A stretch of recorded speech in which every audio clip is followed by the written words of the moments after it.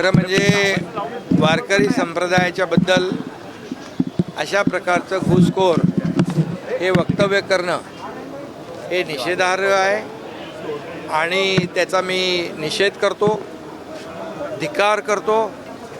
खरं म्हणजे महाराष्ट्राची संतांची भूमी आहे, ही वारकऱ्यांची भूमी आहे, ही शूरांची छत्रपती शिवाजी महाराजांची भूमी आहे आणि म्हणून या भूमीमध्ये, या महाराष्ट्रामध्ये वारकरी संप्रदायाच्या बद्दल अशा प्रकारचं अपमानजनक वक्तव्य करणं याच्यापेक्षा दुर्दैवी गोष्ट कुठली नाही आणि म्हणून मी त्याचा निषेध करतो। तमाम वारकरी संप्रदायाच्या मागे आम्ही खंबीरपणे उभे आहोत आणि अशा प्रकारचे लवांडे लांड्या लबाड्या त्यांच्या चालणार नाहीत आणि मी आपल्याला सांगतो, वारकरी संप्रदायाच्या वारकऱ्यांच्या संतांच्या केसालाही धक्का या महाराष्ट्रामध्ये लागणार नाही। या सर्व संत परंपरेच्या वारकऱ्यांच्या पाठीशी आम्ही पूर्ण ताकदीने उभे आहोत।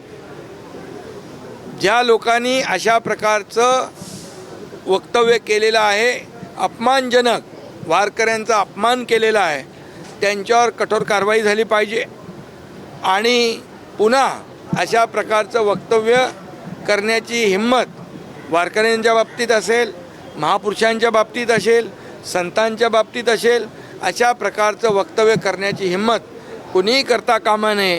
कारण शेवटी ही महाराष्ट्र ही आपली एक पुरोगामी महाराष्ट्र आहे। यामध्ये संत महात्मे वारकरी संप्रदाय हा मोठा संप्रदाय आहे।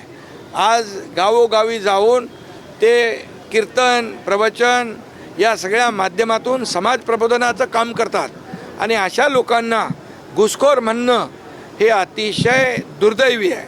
त्याचा मी पुन्हा एकदा निषेध करतो।